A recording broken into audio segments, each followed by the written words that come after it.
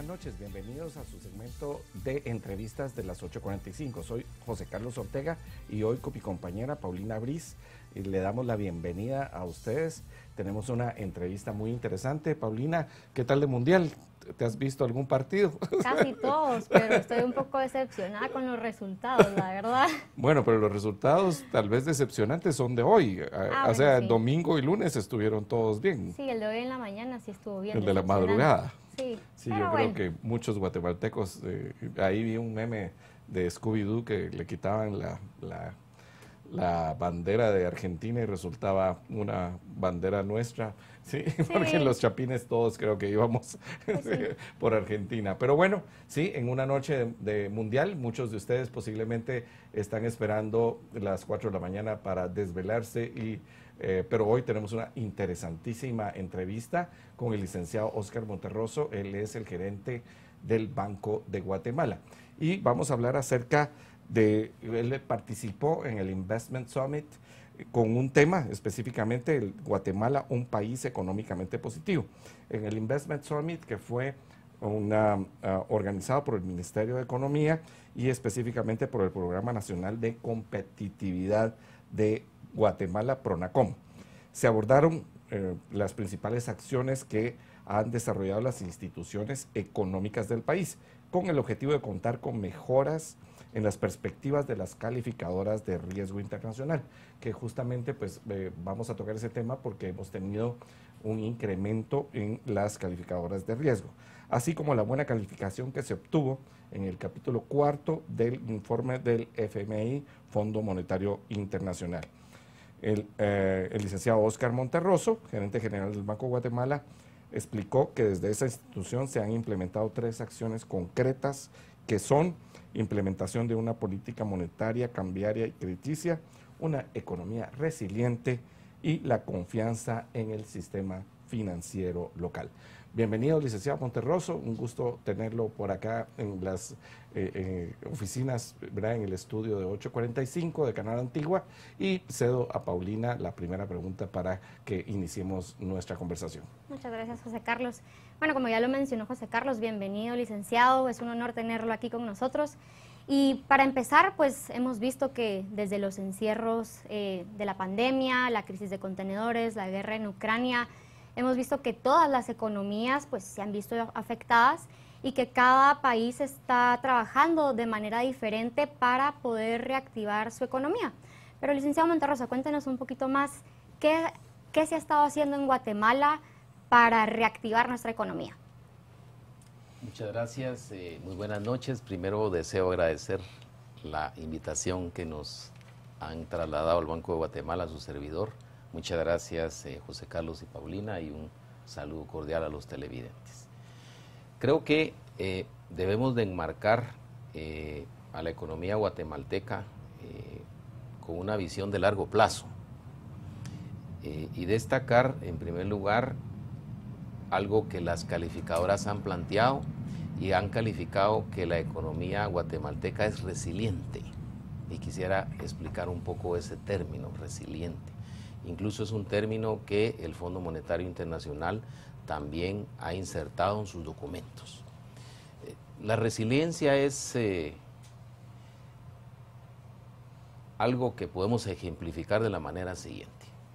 Ustedes saben que hay incendios en California, particularmente en San Francisco. Hay un incendio y posteriormente, 6 meses después, empiezan a ver ustedes que la vegetación empieza a surgir de nuevo, empieza a crecer. Eso es lo que se entiende por resiliencia. ¿Cómo se adapta ese concepto a la economía guatemalteca? ¿Por qué hemos sido resilientes? Hemos sido resilientes porque a lo largo de los años, y aquí podemos hablar 10 años, 20 años, 30 años, 40 años, ha habido políticas macroeconómicas disciplinadas. Y aquí hablo de política monetaria, política fiscal, política comercial, que ha sido importante, y me voy refiriendo a cada una de ellas. En política monetaria hemos transitado a un esquema más moderno de política monetaria que se llama metas explícitas de inflación. ¿Y eso qué significa? Que el Banco Central tiene un objetivo único, que es la estabilidad de precios. Hoy el Fondo Monetario agrupa 190 economías y casi 90 de ellas tienen el esquema moderno de metas explícitas de inflación. Ubicarse y hacer todos los esfuerzos en la estabilidad en el nivel general de precios. Segundo componente, tipo de cambio flexible, que se determine por la oferta y la demanda. Y yo voy a dar algunos ejemplos y vamos a hablar de la estabilidad cambiaria del país. Y un tercer precio macroeconómico, que es la tasa de interés. La tasa de interés no solo para los créditos, sino que la tasa de interés también para los ahorros, a través de un pilar fundamental que es la banca, el sistema financiero. Y esa resiliencia la hemos visto también en cuanto al crecimiento económico. Les cito ejemplos. Crisis 2008-2009, Guatemala fue la única economía de Centroamérica que creció 0.6% en la crisis 2008-2009. El resto de economías tuvo tasas de crecimiento negativas. Y eso, repito, tiene que ver con política monetaria, tiene que ver con política fiscal y política comercial, entre otras. Si nos acercamos más a los últimos años, como decía Paulina, el problema que tuvimos con el COVID.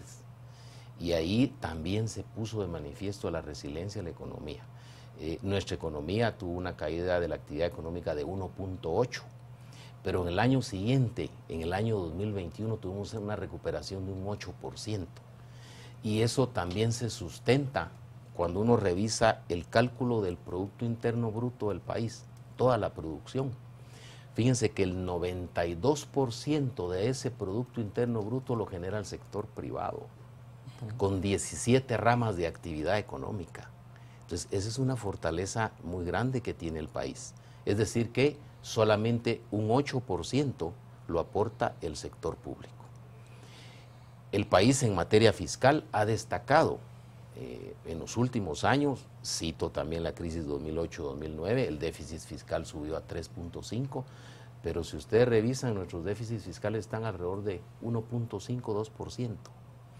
Más recientemente, con la dificultad del COVID y todo lo que se generó a nivel mundial, el déficit creció a 4.9%, pero el año pasado fue 1.2%. Y para este año, los datos más recientes a octubre indican que el déficit va en 0.5. La estimación es que el déficit esté en torno a 1.5 este año. Si ustedes ven el presupuesto aprobado, tiene un déficit de 2.3%. Eso es en materia de política monetaria y política fiscal. Política comercial, después de la firma del TLC con Estados Unidos y México, ha habido un sinnúmero de tratados comerciales que hemos firmado. Si bien nuestro principal socio comercial es Estados Unidos, Centroamérica, México, déjenme decirles que Guatemala le vende a más de 100 países y vende más de 4.000 productos. Y si nosotros vemos la estructura de las exportaciones, les pongo por ejemplo, en 1990, de todo lo que se exportaba, un 25% era lo que hoy se le denomina productos no tradicionales y un 75% de productos tradicionales, es decir, café, banano, cardamomo, azúcar. Eso ha cambiado considerablemente. Hoy estamos hablando de que todo lo que se exporta, un 25% es productos tradicionales, café, banano, cardamomo, azúcar, y el resto, el 75%, tenemos textiles, prendas de vestir, vegetales, legumbres, productos plásticos, productos químicos. Es decir, eso ha permitido, digamos, que el país se posicione de una manera importante y sea resiliente. Cito dos elementos adicionales que nos distinguen en América Latina. Guatemala tuvo la inflación más alta en el año 1990, 60%. No hemos tenido hiperinflación, que son tasas de inflación de 1.000, 2.000, 3.000 y datos mucho más altos. No hemos tenido hiperinflación. La moneda nacional, que es el quetzal, fue creada en 1924, va a cumplir 100 años en el 2024. Y si ustedes ven en América Latina, muchos países han cambiado su moneda. Sí. Brasil tenía el cruzeiro, ahora es el real. El nuevo cruzado, el real. Perú. Sí. Tenía el sol, ahora es el nuevo sol. Los ecuatorianos se dolarizaron, los hermanos salvadoreños se dolarizaron, los hermanos nicaragüenses cambiaron su moneda por el Córdoba, por el nuevo Córdoba. Eso es también un elemento importante del por qué nosotros tenemos confianza en el quetzal y el por qué el tipo de cambio es una moneda estable a nivel. Sí, hay un videíto que ha circulado en estos días acerca de que en el mundo, o por lo menos en Latinoamérica, la moneda más estable ha sido el quetzal, ¿verdad? Y que no se le ha quitado ni un cero. Y entonces hasta aplauden ahí, nos dan un premio. Pero de todo lo que nos has dicho, Oscar, como dicen por ahí, hay que destajar el ganado y comérselo por partes, porque son muchos datos. Cuando hablamos acerca de ese crecimiento del PIB, en el 2020 fue menos 1.8 y después el 8%, si nosotros hacemos la suma de los dos y lo dividimos entre dos, nos da más o menos un 3.8, que es lo que usualmente crece Guatemala. Y mucha gente ha dicho que el crecimiento de Guatemala es como por inercia, o sea, por la cantidad de población que tenemos, por la cantidad de divisas que entran, sobre todo por las remesas, y que entonces ese 3.8 al final resulta ser pues un movimiento realmente sinérgico que se mantiene a través de los años y que no estamos haciendo lo posible por competir con los países asiáticos, por ejemplo, para crecer un 6, 7, 8, 9%, que es lo que se necesitaría para eliminar la pobreza en este país. ¿Es eso correcto? ¿Podremos hacer algo diferente para mejorar ese indicador? Sí, efectivamente podemos crecer más. Y aquí, ¿por qué nosotros en nuestros cálculos en el Banco Central, los técnicos del Banco de Guatemala, hacen cálculos de lo que nosotros le llamamos el PIB potencial? ¿Y qué es el PIB potencial? Pensemos que nosotros tres somos maratonistas y nos miden en las bandas, en los gimnasios y nos dicen, miren, ustedes tienen capacidad para correr 10 kilómetros. Entonces ese es nuestro potencial. Si queremos ir a la maratón de Boston, ni entre los tres llegamos, pues, Oscar. Sí, 10 más 10 más 10, no llegamos. Tenemos que entrenar. Claro. Tenemos que capacitarnos más, tenemos que tener más estrategia para poder aspirar a correr más de 10 kilómetros. Traslademos eso al plano económico. Guatemala tiene un nivel de inversión. Por cada quetzal de producción, Guatemala invierte 15 centavos. Es decir, 15% es el peso de la inversión total, y eso incluye público-privado. Si aspiramos a tener tasas mayores, tenemos que invertir más. Y hay suficiente potencial en 17 ramas de actividad, en la agricultura, en la industria, en el comercio, en servicio, telecomunicaciones, banca, turismo, etc. Otro elemento importante, digamos, que también hay que atender y hay que mejorar, y hay de hecho mejora, es en lo que corresponde al recurso humano. Ustedes conocen, digamos, la expansión que han tenido los call centers en el país y que han enfrentado, que no hay, digamos, una oferta importante de mano de obra que sea full English. Capacitar. Entonces, hay que capacitar ahí, porque operar en un call center se requiere el manejo del idioma inglés. Entonces hay oportunidades ahí, y de hecho las entidades que se dedican a prestar tienen capacitación en esa línea, en esa orientación. También tenemos que hablar del tema de salud. Hay esfuerzos importantes que se han hecho a lo largo de los años, y una población con mejores servicios de salud, eso va en beneficio del valor agregado que generan tanto en el sector público como en el sector privado. Eso nos va a permitir, y vuelvo al ejemplo que les ponía de los maratonistas, si entrenamos más, si nos capacitamos más, si tenemos una estrategia hacia adelante, podemos pasar de correr 10 kilómetros, 20, 25, 42 y llegar a la maratón de Boston, por ejemplo. Entonces, eso requiere, digamos, esfuerzos, tanto el sector público, que se han venido dando en esta dimensión, como el sector privado, en el tema de procesos, nuevas tecnologías, innovaciones que se han dado en los distintos sectores. Vean, todo lo que es la parte de negocios digitales ha venido creciendo a través de las innovaciones que el sector privado ha traído al país. Claro. Ahora que mencionaba sobre la inversión extranjera, a lo largo de este año hemos visto que se han realizado una serie de eventos para atraer la inversión extranjera a nuestro país. Es más, el día de ayer usted participó en el Investment Summit, en donde se hablaron de temas realmente muy importantes para la economía de nuestro país. Sin embargo, ¿cuáles son los resultados que se esperan obtener tras la realización de este tipo de eventos en temas como generación de empleo, como crecimiento económico, como usted ya lo mencionaba, en temas de salud, capacitación? Gracias, Paulina, excelente. Se ha generado un esfuerzo muy importante, y aquí sí quisiera citar, digamos, los esfuerzos del Ministerio de Economía en temas de la organización de este tipo de eventos, donde es posible que servidores públicos y presidentes de grandes empresas, comentarles que en esta actividad que tuvimos de Investment Summit, tuvimos digamos, ejecutivos de Coca-Cola, de Cementos Progreso, ejecutivos de la Cámara de Industria, exponiendo cómo vienen aprovechando las oportunidades internas y externas para ir generando más valor agregado en el país. Y eso significa un crecimiento más acelerado, aprovechar las oportunidades, la ubicación geográfica que tenemos.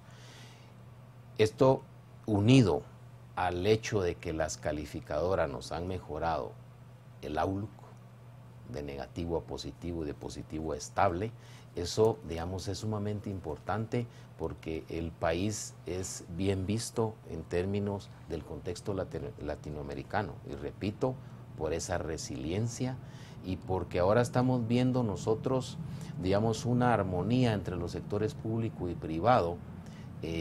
Está la iniciativa de Guatemala No Se Detiene, que es un esfuerzo conjunto, y si ustedes escuchan a las distintas cámaras y asociaciones, así como funcionarios públicos, esa es la dirección y esa es la óptica que tiene el país. Tenemos potenciales en distintos sectores de las 17 ramas de actividad económica. La inversión extranjera el año pasado tuvo un aumento considerable, más de 3.000 millones de ingresos. Donde una operación importante en una empresa. Y eso es una cantidad que es diferente, que tiene un incremento diferencial con respecto al historial, Oscar. O sea, los 3.000 millones de dólares que realmente es una cantidad diferente a lo que venía siendo invertido, o es más o menos el promedio que venía en inversión a través de la historia guatemalteca. Yo les diría que es 3 veces lo que habíamos visto antes. Nuestros niveles de inversión extranjera han oscilado entre 900 y 1.200 millones. Y el año pasado estamos hablando más de 3.000. Un incremento del 300%. Sí, un incremento importante. Y esa es, digamos, confianza que hay. Algo sumamente importante que deseo recalcar también. Hay un informe que hace la Comisión Económica para América Latina, CEPAL, en cuanto hace análisis de la inversión extranjera. Y resulta que la inversión extranjera que viene a Guatemala viene para muchos sectores, pero fundamentalmente para la parte real, es decir, para fábricas, para plantas, ¿me entienden?, que van a producir y generar. Y eso permite, digamos, que se está viendo una perspectiva de estabilidad y de potencial que tiene el país, porque a la hora, uno lo ve en otros países de América Latina, cuando hay desequilibrios macroeconómicos, los recursos empiezan a salir, pero las fábricas no se pueden meter a un avión de American Airlines y llevarse como que son los capitales. Al contrario, las fábricas se instalan acá y permiten la generación de empleo, el pago de impuestos, la generación de consumo y la generación de inversión. Perfecto. Bueno, como usted lo mencionó anteriormente, pues Guatemala tiene una posición geográfica privilegiada, tenemos acceso al Pacífico, al Atlántico, además contamos con conectividad rápida con puertos en América del Norte, América del Sur, Asia, Europa, pero además de esa posición geográfica privilegiada, ¿cuáles diría que son los puntos clave para poder posicionar a Guatemala como el foco de inversión extranjera directa para el mundo? Bueno, tenemos que seguir capitalizando el hecho de que somos referente en América Latina en términos de inversión extranjera directa. Regreso al tema cambiario. Ustedes le preguntan a un inversionista extranjero qué elementos toma en cuenta para poder instalarse en un país y les van a decir, mire, yo necesito estabilidad de precios porque eso me permite ver mis planes de inversión hacia adelante. Yo necesito estabilidad cambiaria porque eso me permite conocer mis flujos y la rentabilidad de mis recursos. Guatemala no tiene controles de capital, los recursos pueden ingresar, pueden salir, naturalmente tenemos un marco normativo de la ley contra el lavado de dinero y financiamiento del terrorismo, que eso es importante cumplir. Entonces, yo diría que hay varios elementos, Paulina. Uno, seguir reforzando y seguirle diciendo al mundo que Guatemala es un país económicamente estable, macroeconómicamente estable, porque tiene políticas coherentes y consistentes. Dos, que tiene una oferta de mano de obra especializada en distintas ramas. Tres, que hay un chip de emprendimiento en el sector privado guatemalteco para poder crecer, innovar, invertir, y eso va generando, digamos, atracciones de inversiones del exterior que ven el potencial que tiene el país. O sea, no es solo un aspecto geográfico, sino que es un aspecto propio del país, innato, que permite que seamos atractivos, como que somos imanes de la inversión que existe a nivel de América Latina y de otros países y regiones. Sí, cuando hablamos acerca de toda esta inversión, o sea, datos interesantísimos de este crecimiento de 300%, para este año estaba leyendo yo que se espera 1.700 y vamos más o menos la mitad de esa inversión. Hay una medición de cuántos empleos se han creado. Yo recuerdo muy bien una frase que no fue de un presidente guatemalteco, sino de alguien de verdad admirable, no voy a decir el nombre para no generar problemas, pero decía muy claramente, ¿verdad? Para que haya, o sea, para que salgamos de la pobreza se necesita empleos y trabajo, para que haya empleos y trabajo se necesitan empresas, para que haya empresas se necesita inversión, o sea, lo que estamos hablando hoy, y la inversión solamente tiene dos patitas, ¿verdad? Bueno, es básicamente confianza, pero la confianza dos patitas, o sea, justicia, ¿sí? Y seguridad física, básicamente. Estamos nosotros en ese camino de generar los empleos y cuántos se han creado en el último año, Oscar. ¿Hay una medición al respecto? Sí. Bueno, creo que debo de empezar por el marco legal reciente, ley de insolvencias, una ley de atracción de inversión extranjera. Digamos, esos son elementos de certeza jurídica. En temas de empleo, yo les podría decir, tenemos una medición del Instituto Guatemalteco de Seguridad, que son los empleos formales. Previo a la pandemia llegaron niveles de 1.100.000, ahorita estamos hablando de 1.300.000. Pero aquí hay que tener un cuidado importante. No solo es el tema del empleo, sino la productividad que genera el factor trabajo. Claro. Y la productividad que también genera el factor capital. Entonces, creo que esos dos componentes son los que tenemos que tener nosotros en la ecuación, porque hay empresas que están altamente automatizadas y eso no significa que no están generando valor agregado, no están produciendo, no están generando impuestos y están aportando al país. Efectivamente, nosotros tenemos una población económicamente activa, de acuerdo a datos del Instituto Nacional de Estadística, alrededor de 6 millones de un total de 17.5, y yo diría que vamos en la dirección correcta. En términos de formación, en 1960 se creó la primera universidad privada. Hoy tenemos 15 universidades con una gama no solo de profesionales a nivel de licenciatura, sino que de maestría. Y eso genera, digamos, capacidad, oferta de trabajo con mayores destrezas y habilidades para apoyar el proceso productivo. Claro. Usted ya lo mencionaba, vamos en una dirección correcta. Sin embargo, ¿qué se puede hacer dentro del ámbito público y privado para aumentar ese empleo formal, aumentar la productividad de nuestro país y que seamos un país competitivo ante los demás países de la región? Bueno, aquí José Carlos ha planteado el tema de la inversión y eso es fundamental. Creo que en el tablero de ajedrez están los elementos para poder seguir avanzando en incrementar la inversión privada y pública.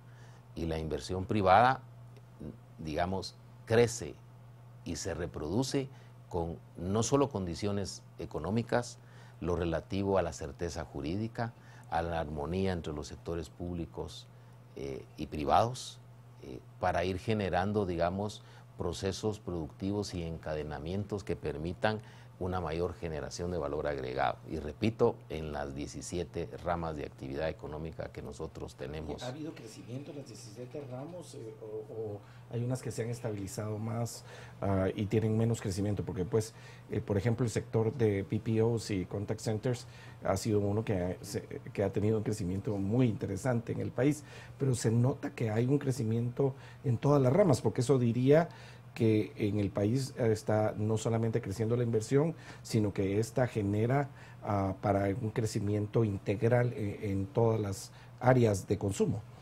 ¿Sí? Sí, de las 17 ramas yo les puedo decir, el año pasado, crecimientos extraordinarios. Este año todas las ramas de actividad económica están creciendo y se estima que el año entrante también todas las ramas de actividad estén creciendo. Y aquí es importante separar cada rama, sí, qué es lo que produce a nivel local y qué es lo que produce para exportación. Entonces yo les podría decir, por ejemplo, sector agrícola. El sector agrícola tiene una serie de producción para nivel local, pero también tiene una oferta exportadora importante que nos permite obtener dólares, nos permite generar valor en todas las entidades que participan, y así podríamos pasar a la parte de la industria, que también hay producción local y producción exportable. Como les señalé, estamos exportando más de 4.000 productos y uno lo puede ver a nivel departamental, la actividad comercial, cuánto ha crecido. De acuerdo a nuestro nuevo Producto Interno Bruto, que calculamos con las metodologías más recientes, resulta que el sector comercio tiene una ponderación importante dentro de la actividad económica del país. Ese también da, no solo es el comercio al por mayor, sino que también el comercio al por menor. Claro. Bueno, tal vez me gustaría tocar un poco el tema de nearshoring. Creo que ese es un tema muy importante para el país, porque eso realmente puede hacer que muchas empresas que buscan relocalizar sus cadenas de suministro pues vengan a Guatemala. Pero, ¿qué le podría decir usted a los empresarios que buscan relocalizar sus cadenas de suministro en América Latina? Más que todo, ¿qué les diría a ustedes? ¿Por qué deberían de venir a Guatemala para invertir? ¿Y por qué Guatemala es el país indicado para aprovechar todos esos beneficios de la estrategia del nearshoring? Si nosotros analizamos indicadores anteriores que habían del Doing Business, resulta que ahí salimos bien calificados por la oferta exportable, por la calidad de la mano de obra,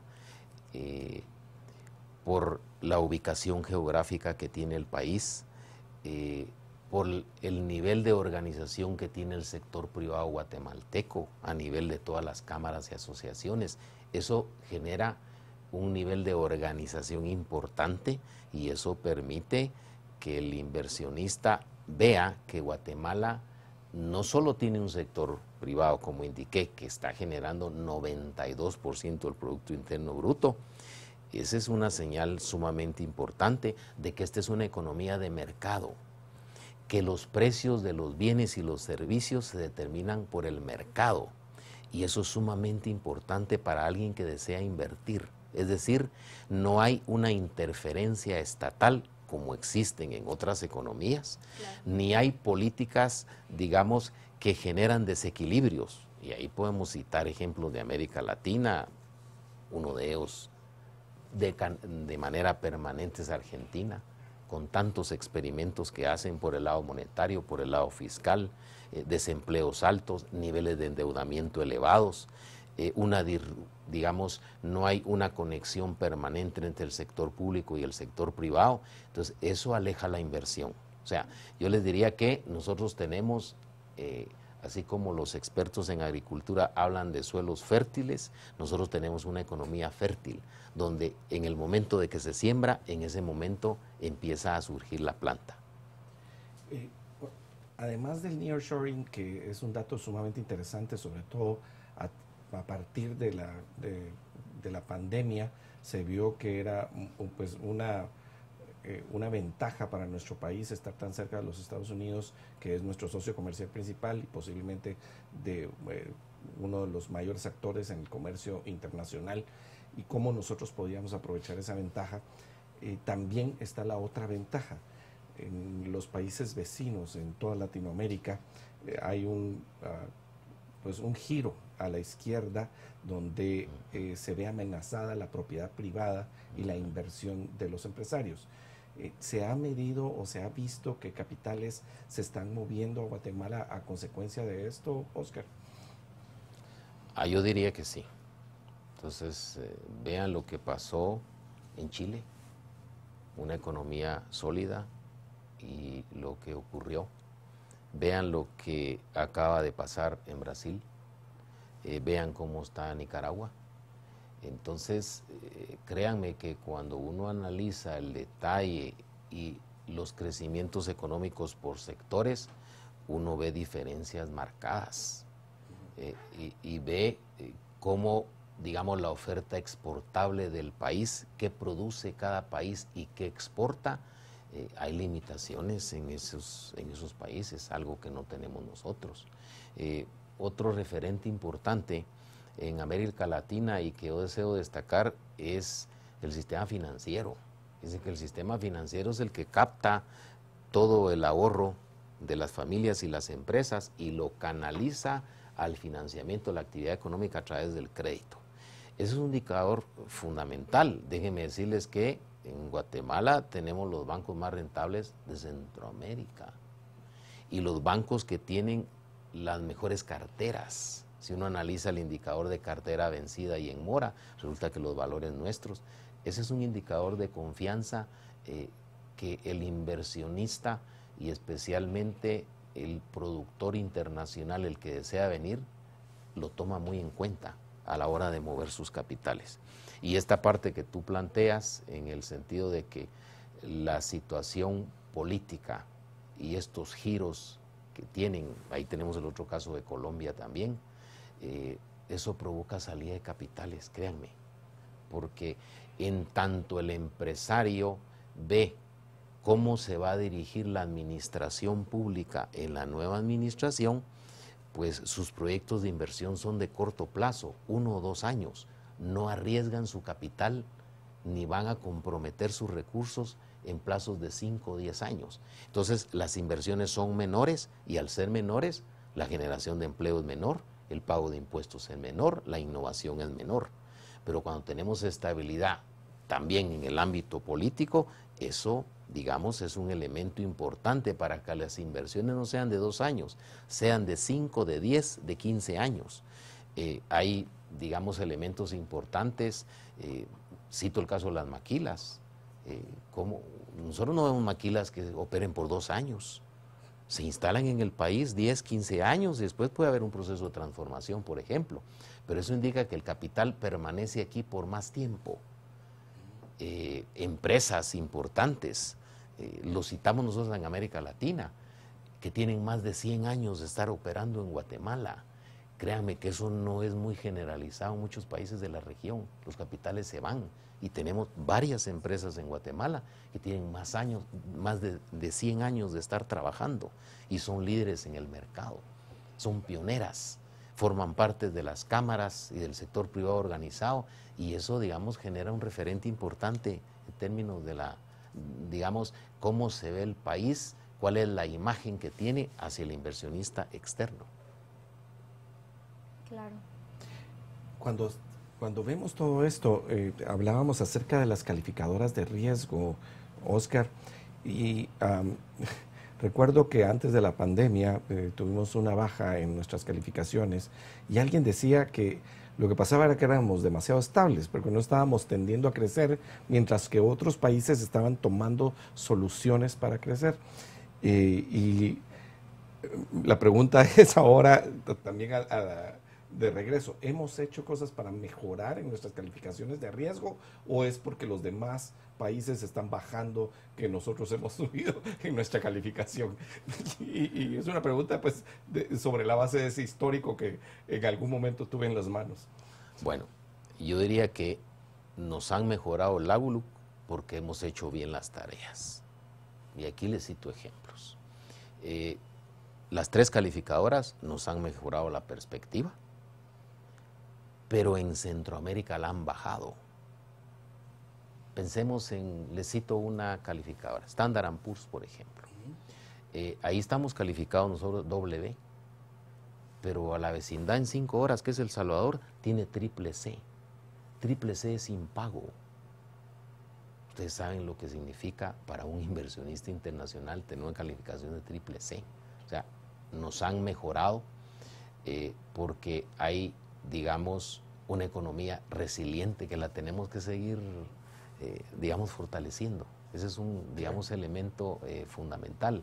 Lo que hablo de las políticas, la coordinación de política macroeconómica, fiscal, monetaria y de competitividad, y también de lo que corresponde al trabajo que ha hecho el Ministerio de Economía.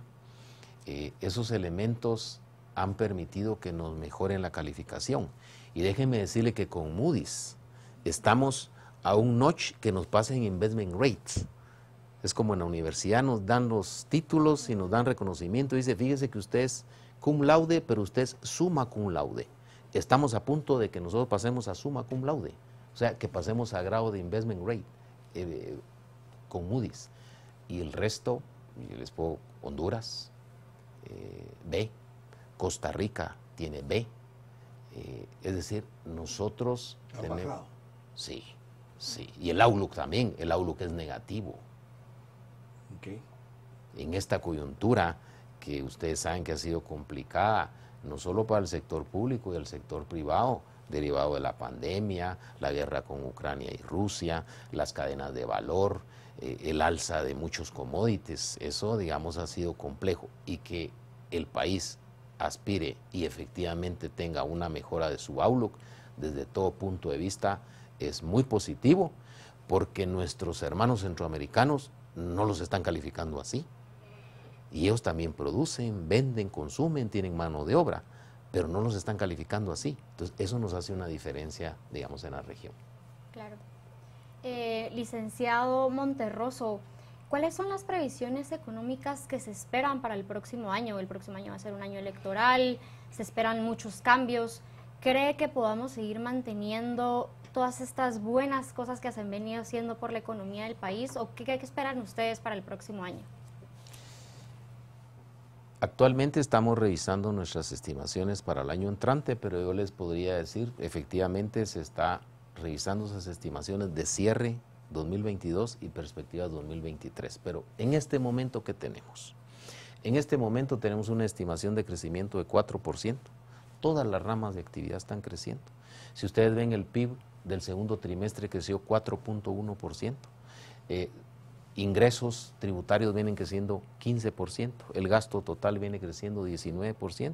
El dato que les di del déficit fiscal respecto al Producto Interno Bruto, con datos a octubre era 0.5%, y según estimaciones del Ministerio de Finanzas podría llegar a 1.5%. El crédito bancario al sector privado está creciendo 16.9% en todos sus segmentos, empresarial mayor, menor, microcrédito, hipotecario, consumo. Las exportaciones. Vamos a tener para este año, yo le diría que alrededor de unos 15,000 millones de exportaciones. ¿Y eso qué representa? Con tasa de crecimiento de 2 dígitos. Las importaciones también vamos a tener un crecimiento de 2 dígitos este año. Y estaríamos hablando de 30,000 millones de importaciones.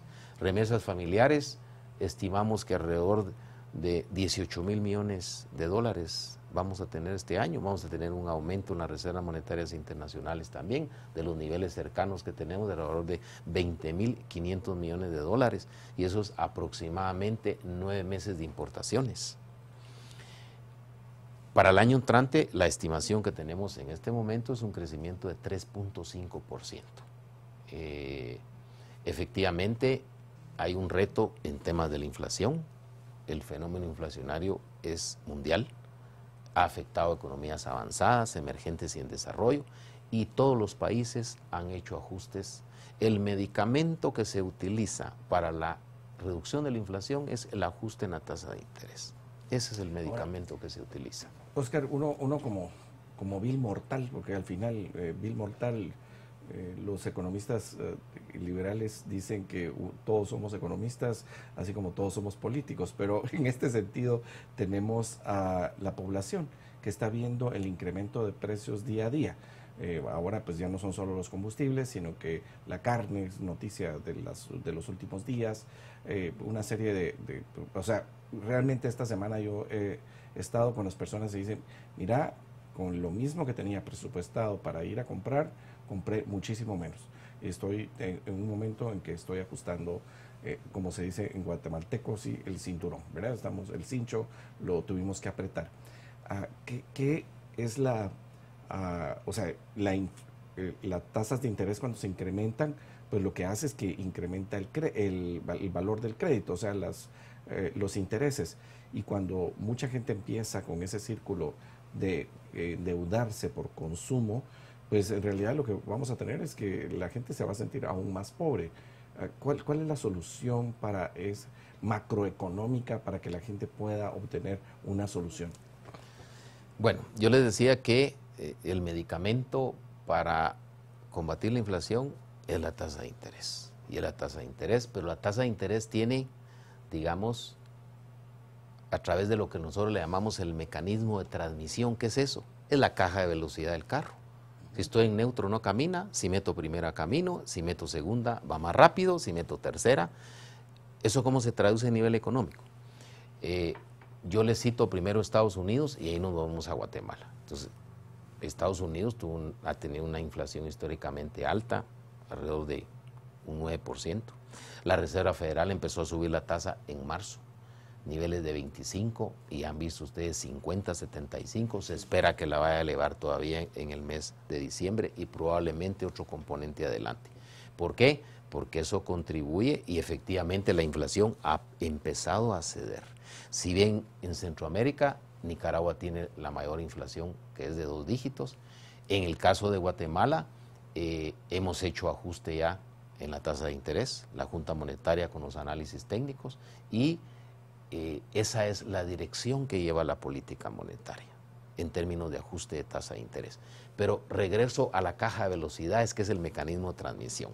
Y básicamente aquí hay 3 conexiones. El primer canal es ajuste en la tasa de interés, afecta las expectativas. ¿Y eso cómo se traduce? Se traduce en el sentido que el Banco Central le da una señal a los agentes económicos, familias y empresas, de que va a utilizar todos los instrumentos que tiene en el tablero para que las expectativas de inflación bajen y la inflación retorne a los niveles cercanos a la meta. Existe otro mecanismo que le llamamos nosotros de demanda agregada, porque a veces solo se hace la conexión de la tasa de interés líder con la tasa de créditos, y ese es un análisis incompleto, totalmente incompleto. Entonces, sigo en el segundo, que es el impacto que tiene la tasa de interés líder en lo que nosotros le llamamos la demanda agregada. ¿Y qué es la demanda agregada? El consumo privado fundamentalmente. Y el consumo privado en Guatemala pesa 87%. Por cada quetzal de producción, el guatemalteco consume 87 centavos. Entonces, a través del ajuste de la tasa de interés, esto impacta, pero no de manera directa. ¿Qué quiero decir con esto? Si la tasa de interés líder sube 25 puntos básicos, la tasa de interés de los créditos no sube 25 puntos básicos, sube considerablemente menos. Y todavía hay que segmentarlo ahí, si es préstamo empresarial mayor, empresarial menor, si es microcrédito. La tasa se ha ajustado en este año, y si ustedes ven la tasa de interés para préstamos empresariales mayores, ven ustedes que se mantiene alrededor de 6.99, y los préstamos empresariales mayores son aquellos que tienen montos arriba de 6 millones. Y por último, existe otra conexión, que es la del tipo de cambio. Y eso, digamos, aumentos en las tasas de interés a nivel local permiten que los capitales no salgan con velocidad, y eso permite que la oferta de dólares se mantenga. Entonces, esos 3 mecanismos, esas 3 arterias que tenemos, permiten que la inflación de manera gradual vaya reduciéndose y se instale alrededor de la meta. Y para eso ya hemos tenido mucha experiencia en Guatemala con el esquema de política monetaria que tenemos, que es el esquema de metas explícitas de inflación, en la que el objetivo fundamental es la estabilidad de precios y debemos de permitir que haya variaciones y estabilidad en las tasas de interés y en el tipo de cambio. Pero esto lo que usted nos quiere decir es que entonces no esperaríamos tener una inflación de doble dígitos, mucho menos. Creo que lo que usted nos está tratando de decir es que nuestra inflación a comparación de otros países pues sigue siendo relativamente baja y esperamos que se mantenga de esta manera, por lo menos de aquí a final de año y el próximo año también, ¿verdad? Sí, y la inflación va a tender a bajar. O sea, tiene un ciclo porque de la inflación que tenemos actualmente, 70% es de origen importado y 30% es de origen nacional. Entonces la inflación se va a ir moviendo en un horizonte de 24 meses para ir bajando y llegando a niveles cercanos a la meta. Y nuestra tasa de interés líder, que actualmente está en 3%, si nosotros la comparamos con la tasa de interés que tiene Chile, por ejemplo, que tiene Brasil, que son de 2 dígitos, son tasas, digamos, relativamente altas en el contexto latinoamericano. Pero repito, ese es el medicamento que se aplica en términos de la tasa de inflación. Es un mecanismo transparente, lo conoce el mercado y es importante que el Banco Central lo utilice en episodios como los actuales.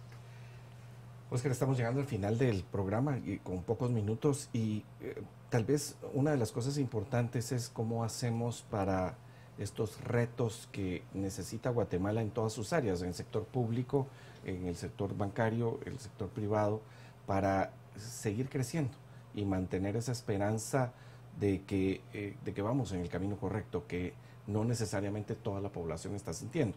Y que también en un año político es muy importante, ¿verdad? Porque la economía y la bolsa, ¿verdad? La billetera hace a veces tomar malas decisiones. ¿Cuáles son los retos para en estos 3 sectores en el corto plazo? Bueno, debemos estar atentos que el año entrante, según datos del Fondo Monetario Internacional, se espera un crecimiento relativamente menor del que estamos viendo en este año a nivel mundial. ¿Eso qué implica? Que nosotros tenemos que mejorar nuestros márgenes de eficiencia. En temas de la productividad del trabajo tiene que mejorar, la productividad del capital tiene que mejorar. Debemos estar permanentemente en la búsqueda de nuevos mercados, nueva eficiencia y naturalmente acá la coordinación de políticas públicas es fundamental, porque repito, el impulso del Producto Interno Bruto del país se sustenta 92% en el sector privado, que es el que conoce los planes de inversión, los que tienen el detalle a nivel microeconómico, qué planta poner, qué producto producir localmente, qué producto se exporta, qué producto se importa. Ellos tienen el know-how, ellos tienen el conocimiento y eso debemos de permitir que eso florezca hacia adelante. Y hay retos naturalmente de mediano plazo en temas de infraestructura. Efectivamente hemos visto, digamos, un aumento por el lado del Ministerio de Finanzas, pero también el sector privado, ahí ustedes ven la conexión que se tiene a través de la BAS. Y ese es un esfuerzo del sector privado que está contribuyendo a conectar parte del país de una manera más rápida. Tiene un costo, pero ese es un esfuerzo del sector privado, ¿me entiende? Y que va en aumento. Empezaron con un tramo y ha seguido creciendo. Entonces hay que dejar que el sector privado aproveche esas oportunidades. Ese sería mi mensaje final. Yo me quedo con esas palabras, la verdad. Dejar que el sector privado pueda trabajar libremente y pueda desarrollar para hacer crecer nuestro país, ¿verdad? Que haya cada día desarrollo a través del empleo, del trabajo, el ahorro.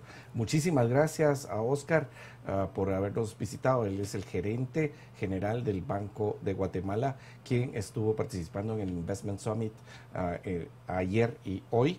Y pues Paulina, una interesantísima y esperanzadora entrevista para nuestro país. ¿Sí?